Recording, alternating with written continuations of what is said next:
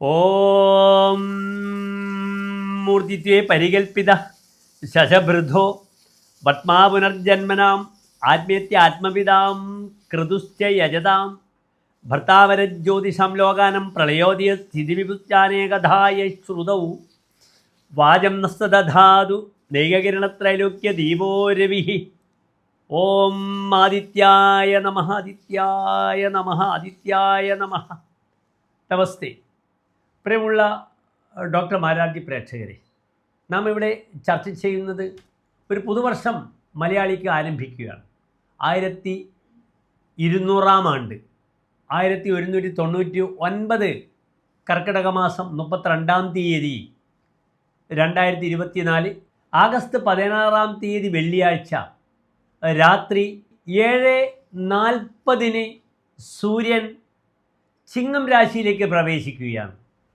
ചിങ്ങം മലയാളിക്ക് പുതുവർഷമാകുന്നു. വറുതിയുള്ള കർക്കിടകത്തിൽ നിന്നും ഒരു മോചനമാണ്, പ്രത്യാശയാകുന്നു സൂര്യൻ്റെ ചിങ്ങം രാശിയിലേക്കുള്ള പ്രവേശനം. ധാരാളം പ്രാധാന്യങ്ങൾ ചിങ്ങമാസത്തിനുണ്ട്.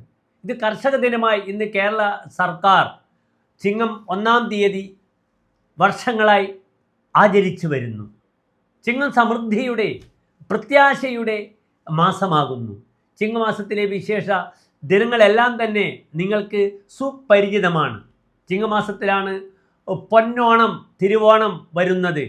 ശ്രീകൃഷ്ണ ജയന്തി, അഷ്ടമി രോഹിണി വരുന്നത് ചിങ്ങമാസത്തിലാണ്.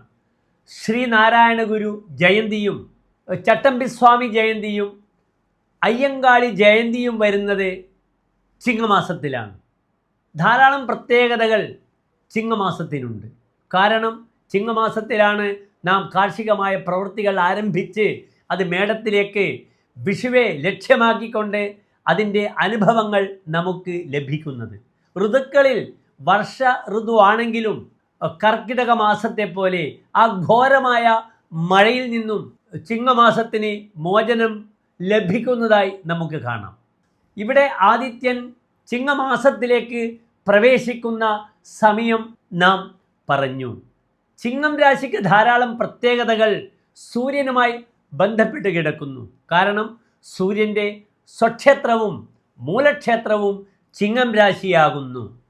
സിംഹേ വിംശതിരാദിത എന്നാണ് സൂര്യൻ്റെ മൂലക്ഷേത്ര ബലം പറഞ്ഞിരിക്കുന്നത്. ചിങ്ങമാസം 20 വരെ സൂര്യന് ബലമുള്ള രാശിയാകുന്നു ചിങ്ങം രാശി. എന്തുകൊണ്ടാണ് സൂര്യന് ഇത്ര പ്രഭാവമെന്ന് നാം മനസ്സിലാക്കണം. നവഗ്രഹത്തിൽ ആത്മപ്രഭാവവും വ്യക്തിത്വവും പൗരുഷവും പിതാവിനെയും ശിവനെയും സൂചിപ്പിക്കുന്ന ഗ്രഹമാകുന്നു സൂര്യൻ. താതശ്ച ആത്മപ്രഭാവ, ഒരു വ്യക്തിയുടെ പ്രഭാവമാകുന്നു സൂര്യൻ. നമ്മുടെ ഓറയിൽ, ശരീരത്തിൻ്റെ ആധാരങ്ങളിൽ ആധാരെ പ്രഥമം സഹസ്രകിരണം, മൂലാധാരത്തെ പ്രതിനിധാനം ചെയ്യുന്നു. നിങ്ങളുടെ ബാലൻസിനെ പ്രതിനിധാനം ചെയ്യുന്നു സൂര്യൻ. ഭൂമിയുമായി ബന്ധപ്പെടുന്ന ഗുരുത്വാകർഷണത്തെ സൂര്യൻ പ്രതിനിധാനം ചെയ്യുന്നു. സൂര്യനാണ് സകല ചരാചരങ്ങൾക്കും പ്രകാശം കൊടുത്ത് ഈ ജീവജാലങ്ങളുടെ സന്തുലിതാവസ്ഥയെ നിലനിർത്തുന്നത്. സൂര്യനില്ലാത്ത ഒരു ദിനം ലോകർക്ക് ചിന്തിക്കാൻ പോലും കഴിയുകയില്ല. സൂര്യനില്ലെങ്കിൽ സമസ്ത ജീവജാലങ്ങളും പ്രകൃതിയും ഒന്നും ഉണ്ടാവുകയില്ലെന്ന് നിങ്ങൾക്കറിയാം. ഇനി നമുക്ക് സൂര്യൻ്റെ കാരകധർമ്മം കൂടെ മനസ്സിലാക്കേണ്ടിയിരിക്കുന്നു.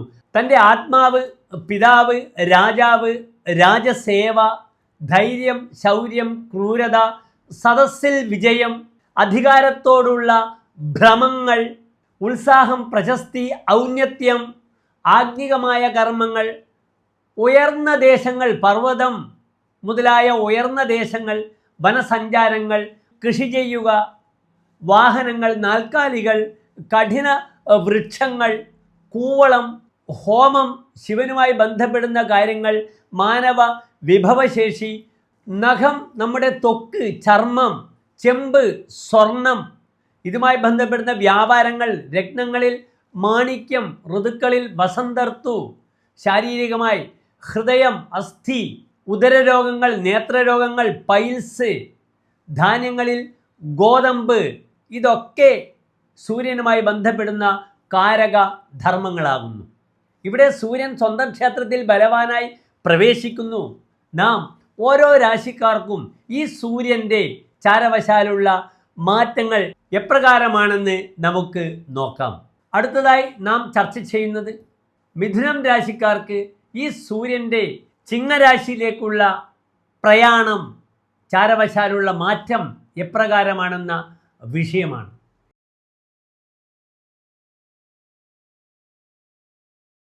ഇവിടെ മിഥുനം രാശി എന്നാൽ മകര നക്ഷത്രത്തിൻ്റെ അവസാനത്തെ 30 നാഴിക, തിരുവാതിര, പുണർതം നക്ഷത്രത്തിൻ്റെ ആദ്യത്തെ 45 നാഴിക വരുന്ന രാശിയാകുന്നു.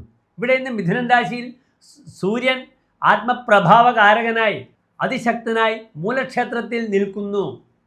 അതിനാൽ മിഥുനം രാശിക്കാർക്ക് ഇന്ന് വ്യാഴം 12 പ്രതികൂലമായി നിൽക്കുന്നു. അത് തൻ്റെ വൈവാഹിക വിഷയമായാലും കർമ്മ വിഷയമായാലും ഇന്ന് 3 നിൽക്കുന്ന ഈ സൂര്യൻ തൻ്റെ പ്രഭാവം, വ്യക്തിത്വത്തെ പുറത്ത് കാണിച്ച് ധീരമായി നീങ്ങുവാനുള്ള ഒരു സമയത്തെ പ്രദാനം ചെയ്യുന്നു. മതിവിക്രമവാൻ തൃതീയകെ അർക്കെ എന്നാണ് പറഞ്ഞിരിക്കുന്നത്. 3 ആദിത്യൻ വരുമ്പോൾ ബുദ്ധിയും വിക്രമവും പ്രകടിപ്പിക്കുന്നു. ഇവിടെ 3 സൂര്യൻ തനിച്ച് നിൽക്കുകയാണെങ്കിൽ സഹോദരങ്ങൾക്ക് ദോഷമാണ്. ഇവിടെ ലഗ്നാധിപനായ ബുധനും സന്താനപതിയായ ശുക്രനും കൂടെയാണ് ഒന്നിച്ച് നിൽക്കുന്നത്. ഇത് നല്ലൊരു യോഗമാകുന്നു, നിപുണ യോഗമാകുന്നു, ത്രിഗ്രഹ യോഗമാകുന്നു. ഈ യോഗം മിഥുനൻ രാശിക്കാർക്ക് കാലങ്ങളായി ഇപ്പോൾ നടന്നുകൊണ്ടിരിക്കുന്ന മാനസിക സമ്മർദ്ദങ്ങളിൽ നിന്നും മാറിക്കൊണ്ട് ഒരു പുത്തൻ ഉണർവ്, പുതിയ ഒരു കർമ്മപഥത്തിലേക്കുള്ള യാത്രയ്ക്ക് വളരെ അനുകൂലമാണെന്ന് ഞാൻ നിങ്ങളോട് അടിവരയിട്ട് പറയുന്നു. തൃതീയ യഥാ അഹർമണി ജന്മകാലെ പ്രതാപാധികം വിക്രമം ച ആദനോതി. 3 സൂര്യൻ നിൽക്കുമ്പോൾ പ്രതാപത്തിൻ്റെ ആധിക്യമുണ്ടാകുന്നു, പരാക്രമത്തിനുള്ള ഒരു അവസരം കൈവരുന്നു. അതിനാൽ ഈ അവസരത്തെ ഒരു തരത്തിലും മിഥുനൻ രാശിക്കാർ ഉപേക്ഷിക്കരുത്, ആലസ്യത്തോടുകൂടി കാണരുത്. അവിടെ ബുധൻ 3 നിൽക്കുമ്പോൾ വണിക്മിത്രത, പണ്യകൃത്, വൃത്തിശീല, വലിയ വ്യാപാരികളുടെ ബന്ധങ്ങൾ ഉണ്ടാകുന്നു. അതിനാൽ തൻ്റെ പ്രഭാവം വർദ്ധിക്കുന്ന ഈ വേളയിൽ ചില പുതിയ സൗഹൃദങ്ങൾ, ആ സൗഹൃദത്തിലൂടെ തനിക്ക് ലൈഫിലേക്കുള്ള ഔന്നത്യം, ഉയർച്ച ഇത് പ്രദാനം ചെയ്യുന്നു ഈ ഒരു മാസക്കാലം. അതിനാൽ മിഥുനൻ രാശിക്കാർ കാര്യമായിട്ട് തന്നെ ഇറങ്ങിത്തിരിക്കുക. ഈ ബുധൻ വളരെയധികം നന്മകൾ പ്രദാനം ചെയ്യും. കൂടെ ശുക്രനുമുണ്ട്. ബൗദ്ധികമായ രീതിയിൽ പല കാര്യങ്ങളും ചിന്തിക്കുക, അതിൻ്റെ പൂർണ്ണത വരുത്തുവാൻ ശ്രമിക്കുക. മിഥുനൻ രാശിക്കാർ അതിൽ വിജയിക്കും, ഒരു സംശയവുമില്ല. തീർത്ഥസ്ഥലങ്ങൾ സന്ദർശിക്കുവാനുള്ള ധാരാളം അവസരങ്ങൾ വരുന്നുണ്ട്. അതിനാൽ ശിവക്ഷേത്ര ദർശനങ്ങൾ നടത്തുക, തീർത്ഥാടനങ്ങൾ നടത്തുക. ഇവിടെയൊക്കെ യാത്ര ചെയ്യുമ്പോൾ ഓം നമ ശിവ എന്ന പഞ്ചാക്ഷരി മന്ത്രവും ആദിത്യ ഹൃദയ മന്ത്രവും ജപിക്കുന്നത് വളരെയധികം ഒരു പോസിറ്റീവായ വൈബ്രേഷൻസ് എൻ്റെ പ്രിയപ്പെട്ട മിഥുനൻ രാശി പ്രേക്ഷകർക്ക് ഉണ്ടാക്കുന്നതാണ്. അതിനാൽ ഈ അവസരത്തെ പൂർണ്ണ രീതിയിലും മിഥുനം രാശിക്കാർ ഉപയോഗിക്കുക. ആലസ്യം വെടിയണം. ദൈവേന ദേയമിതി കാപുരുഷാവദന്തി. ദൈവം തരും, ഭാഗ്യം തരും, ഇത് വിഡ്ഢികളാണ് പറയുക. ദൈവം നിഹത്യ ഗുരു പൗരുഷം ആത്മശക്തിയ. നിങ്ങളുടെ ഉത്സാഹത്തിലൂടെ ആ ദൈവത്തിനെ, ഭാഗ്യത്തെയൊക്കെ കളയൂ, ഉത്സാഹിക്കൂ. അവിടെ ലക്ഷ്മിത്വം വരും. പ്രയത്നേ ലക്ഷ്മി സമാശ്രിത.